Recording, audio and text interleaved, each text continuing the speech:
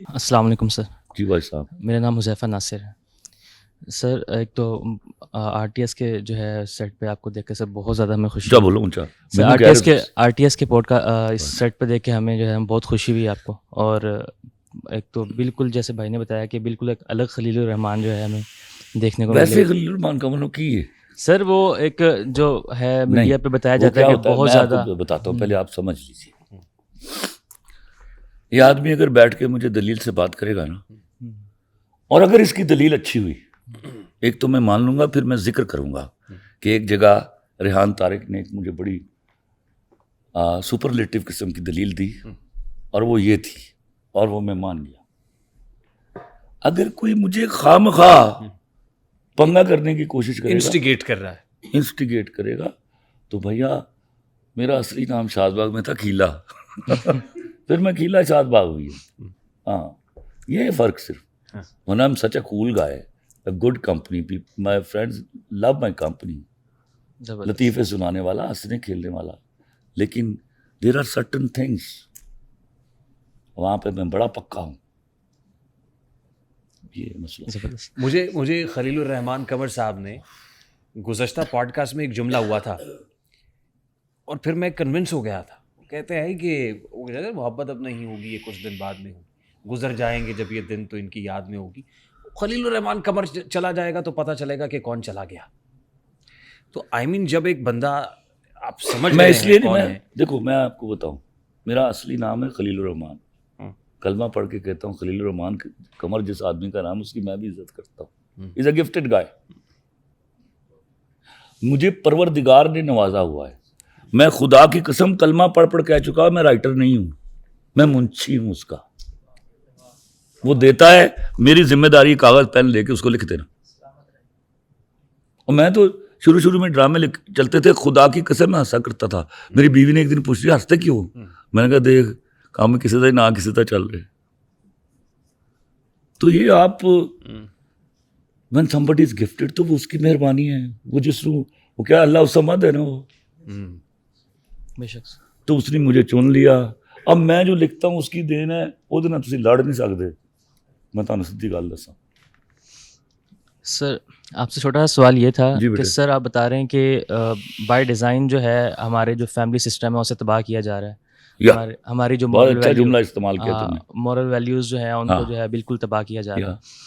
तो सर आप इसका जो है जिस तरह मुख्तलिफ़ लोग साहिल अदीम साहब, मुफ्ती तारिक मसूद साहब, मुख्तलिफ़ लोग जो है मुख्तलिफ़ राय देते हैं कि इसको सही कैसे किया जाए, इसका हल क्या है, मुख्तसर सा बिल्कुल, कि लोगों को समझ आ जाए कि जो है खलीलुर रहमान साहब की, सर खलीलुर रहमान साहब की जो नज़र में इसका हल क्या है, बिल्कुल मुख्तसर सा। मैं खाली प्रॉब्लम तो डिस्कस ही नहीं करता मेरे लाल। मैं तो बापू को सोल्यूशन एजुकेट बताता करने हूँ। वाली बात वही तो थी। आप वहां से शुरू होइए, वो बहुत बड़ा मसला है। आपको खुदा के वास्ते ये समझ क्यों नहीं आती, कितनी लड़कियां जो हैं अपने 50-55 साल की जिंदगी आप जाया कर देते हैं एक अनचाहे मर्द के पास भेजकर उसको।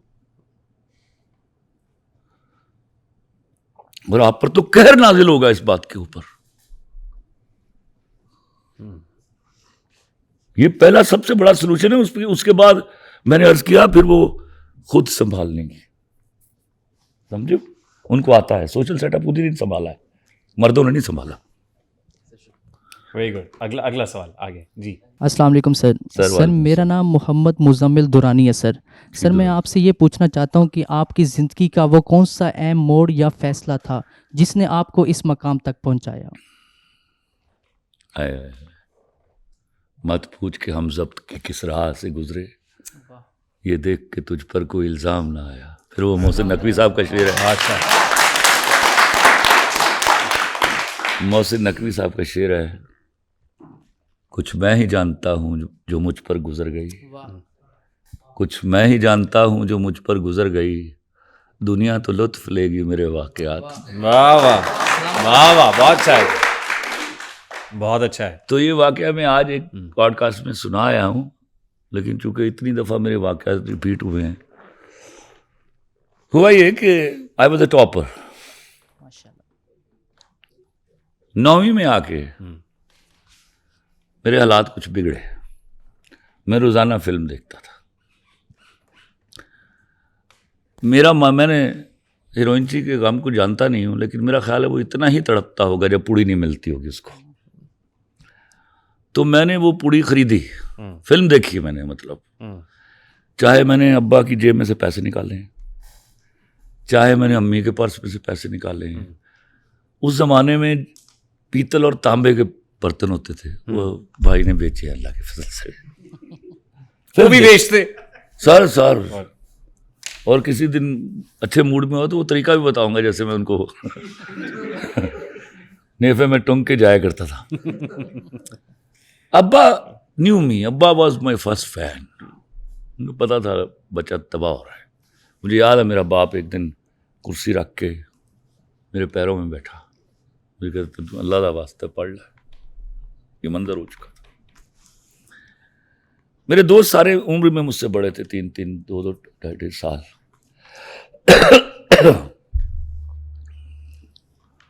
एक दिन मेरे अब्बा ने, हम गरीब लोग थे, 100 का नोट शायद उस वक्त बड़ा नोट था सबसे, 500 का नहीं आया था। मेरे अब्बा ने मुझे बुलाया, मुझे सौदा लेने के लिए नहीं भेजते थे, मुझे पैसे दो मैं फिल्म देख जाऊंगा। अलानिया मार खाता था, वो कोई मैटर नहीं करती थी मेरे लिए। मुझे ये 10वीं का इम्तहान होने में 3 महीने बाकी थे, मैट्रिक का इम्तहान होने में। उन्होंने 100 रुपये निकाला और मुझे दिया। पहले तो मैं अब्बा पे हैरान हुआ कि आपकी इतनी समझ कि डायरेक्ट मुझे 100 रुपये ही दे रहे हैं। 10 रुपये मिल जाते तो 3 दिन में फिल्में देखता था, याद रखना। 10 रुपये अब्बा की जेब से निकाल लिए तो 1.25 रुपये की टिकट देखना, आगे बैग था भटूरों के पैसे और साइकिल का किराया। मैंने कहा जी ऐ तेरे खर्च ले। मैंने कहा वाल साहब ज़हनी तवाज़ुन ठीक नहीं रहा। मैं जी मतलब मैं खर्च लूँ? उन्होंने कहा खर्च ले। या अल्लाह खैर। मैं कहा जी फिल्में वेख ला? कहते वेख ला। अंगुश्ते बदिंदा मैं घर से निकलता हूँ, दोस्तों को बुलाया, और मैं पहले फिल्मों के पैसे मैं ही दिया करता था, ठीक, चाहे मैं चोरी करके दूँ, कुछ करके दूँ। सारा हमने 4-5 दिन लगाए, लगातार फिल्में देखी, लगातार एक सिनेमा से निकलते दूसरे फिल्म में। एक अच्छी आदत थी, मैं 9 से 12 शो का शो नहीं देखता था। ये कोई तस्वर नहीं था। 4-5 दिनों बाद पैसे खत्म हो गए। अब्बा ने साथ फरमाया कि जब ये ख़त्म हो तो मेरे पास आना, मैं तुम्हें फिर 100 रुपये दूंगा। क्या बात। तो I was pretty sure no वाला साहब ज़हनी तौर पर फारग हो गए।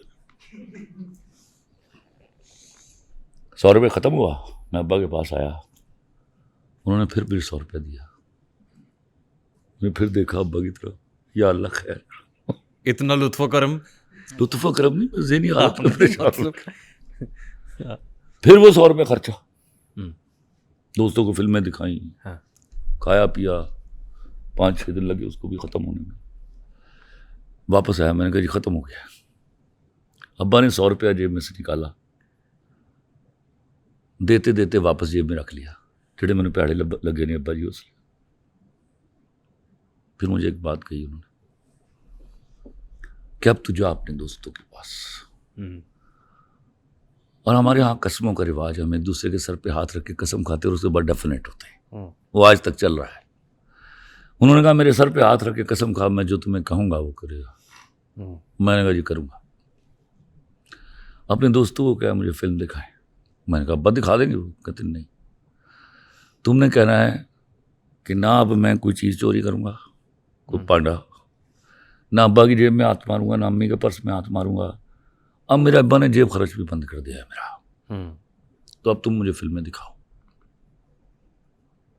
मुझे बात अब्बा की समझ आ गई। मैं अपनी उम्र से बड़ा बच्चा था, याद रखना।